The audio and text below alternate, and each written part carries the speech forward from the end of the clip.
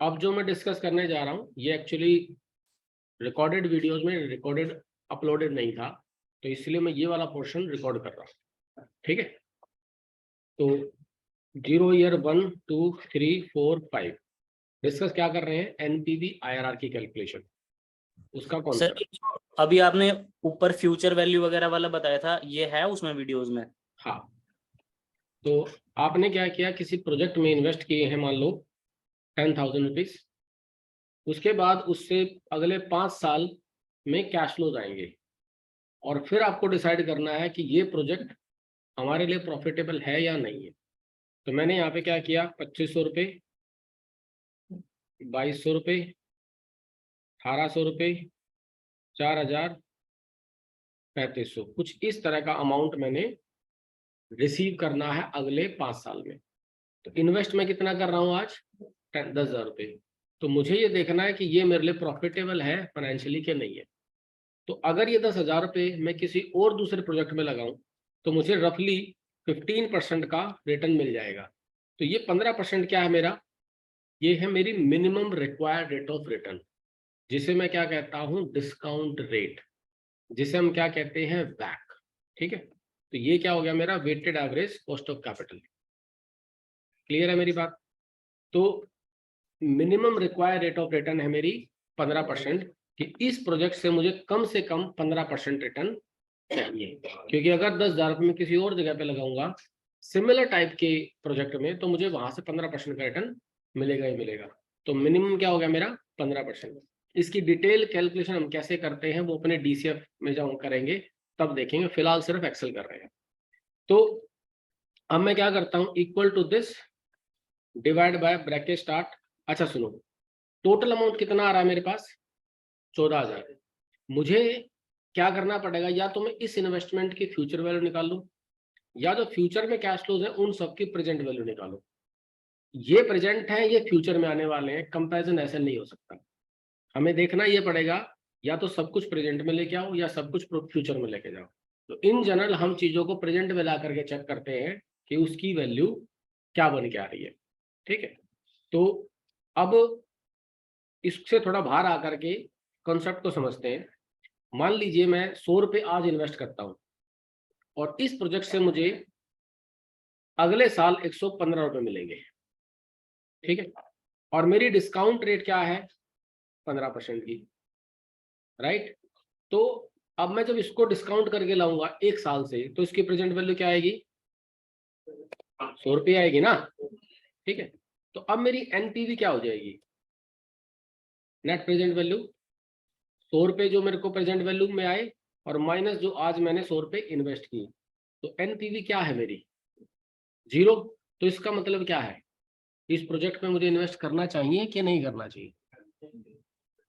15% जो हमारे एग्जैक्टली, ध्यान से देखो, किताबों में ये कहा गया है कि ये एनपीवी 0 मतलब no profit no loss, but ऐसा नहीं है। आपको क्लियरली दिख रहा है कि आपके 15% का रिटर्न है। यहीं पे देखो ना, वैल्यूज में देखो 15% रिटर्न है। प्रेजेंट वैल्यू में लेके आए तो एनपीवी आपकी 0 है। तो 0 एनपीवी का मतलब होता है जितना आपको रिक्वायर्ड रिटर्न थी उतना एग्जैक्टली आपको मिल रहा है। अगर ये मान लो -5 रुपये होता, तो इसका मतलब क्या है कि जितना रिटर्न मुझे चाहिए उससे 5 रुपये कम मिल रहा है। अगर ये +5 हो जाता, तो इसका मतलब क्या होता कि जितना रिटर्न मुझे चाहिए उससे 5 रुपये ज्यादा मिल रहा है। राइट, एग्जैक्टली कितना रिटर्न मिल रहा है इसको चेक करने के लिए आपको आईआरआर निकालनी पड़ेगी। आईआरआर क्या होता है? इंटरनल रेट ऑफ रिटर्न, जिसे हम क्या कहते हैं? Actual rate of return. कहानी क्लियर होगी कि एनपी पर आईआरआर क्या होता है। अब इसको मैं करता हूं डिलीट, और यहाँ इस वाले फॉर्मूले पे आते हैं। जब मैं लिखता हूँ ना 100 रुपये और 115 रुपये, तो क्लियरली दिख रहा है कि रिटर्न 15% है। कुछ करने की जरूरत नहीं एनपी आईआरआर की, बट यहाँ पर क्या है? 5 साल में डाटा डिवाइडेड है। तो यहाँ पर मुझे वो फॉर्मूले से फाइनेंस की अप्रोच लगा करके ही करना पड़ेगा। यहाँ पर सिंपल आइज से भी आपको पता लगा बिना कोई फर्दर कैलकुलेशन के। आइए शुरू करते हैं। Equal to this divide by bracket start 1 plus ये 15%। कर क्या रहा हूं मैं इनकी प्रेजेंट वैल्यू निकाल रहा हूं। तो ये जो 2500 रुपये हैं 1 साल बाद आने हैं, इसको 1 साल से डिस्काउंट किया। ये 2200 रुपये 2 साल के बाद आने वाले हैं, तो इनको 2 साल से डिस्काउंट किया, इसको 3, इसको 4, इसको 5। तो ये इन सब की क्या आ गई, प्रेजेंट वैल्यू। लेकिन प्रेजेंट वैल्यू को मुझे क्या करना पड़ेगा, सम। तो जो ये कैश फ्लोज है इन सब की प्रेजेंट वैल्यू कितनी आई, 9048। कहानी क्लियर है। तो मेरी एनपीवी कितनी है, इक्वल टू दिस प्लस ये 10,000, प्लस क्यों, क्योंकि पहले से माइनस लिखा है। तो मेरी एनपीवी, अब देखो परसेंटेज आ गया, घबराना नहीं है, इसको नंबर फॉर्मेट में कन्वर्ट कर दो। होम पे गए, कोमा पे क्लिक, या फिर शॉर्टकट होता है कंट्रोल शिफ्ट 1। तो कोमा पे क्लिक करोगे वो भी यही है, और यहाँ पे क्लिक है तो भी। अब ये क्या कह रहा है, जितना रिटर्न मुझे चाहिए उसमें से लगभग 950 रुपये कम रिटर्न आ रहा है। तो एक्चुअली रिटर्न कितना आ रहा है, उसके लिए मैं क्या करूंगा, आईआरआर निकालूंगा। तो पहले मैं फंक्शन से एनपीवी निकाल के दिखा देता हूँ, एनपीवी इक्वल टू एनपीवी। तो रेट ऑफ रिटर्न तो ये चाहिए मुझे, और ये है मेरी फ्यूचर की सारी कैश फ्लोज। ऐसे मत सेलेक्ट करना, यहां से करना, ब्रैकेट क्लोज प्लस ये। अब जो आंसर आएगा वो कितना होना चाहिए, 951.91। तो फिर से ये परसेंटेज में जा रहा है, तो कंट्रोल शिफ्ट 1 करके ये कर लो। कहानी क्लियर। अब एक्चुअली रिटर्न कितना है, ये क्या बता रहा है, ये बता रहा है कि जितना रिटर्न मुझे चाहिए उससे 951 रुपये कम। तो एक्चुअल रिटर्न कितना है उसके लिए लिखेंगे हम आईआरआर इक्वल टू आईआरआर। अब जब आईआरआर निकालोगे तो इस माइनस वाले को फॉर्मूले में इंक्लूड करना है। एनपीवी में क्या किया, मैंने यहां से लिया था और इसको बाहर प्लस किया था, आईआरआर में इसको इंक्लूड करोगे, ब्रैकेट क्लोज। अब ये जो आएगा ना, ये बताएगा कि एक्चुअल रेट ऑफ रिटर्न इस प्रोजेक्ट के अंदर कितना, रिटर्न तो है ही लेकिन 15% से कम है, तो है कितना, वो है जी आपका लगभग 11%। अब सुनो, अगर ये 15% की जगह मैं लिख दूं ये 11%, तो मेरी एनपीवी कितनी होने वाली है, 0।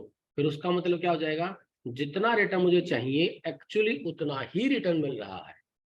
ये है एनपीवी और आईआरआर का कॉन्सेप्ट, ये देखो ध्यान से पहले। ठीक, अगर फ्यूचर में मेरे कैश फ्लोज बढ़ा दूं, जैसे यहाँ पे मान लो मैंने 7,000 कर दिया, तो क्या होने वाला है, अब कैश फ्लोज बढ़ेंगे, मेरी एनपीवी भी बढ़ेगी, पर एग्जैक्टली कितनी है वो देख लेते हैं।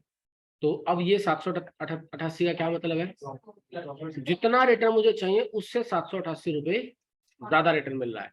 तो एक्चुअल रिटर्न कितना है मेरा, 18%।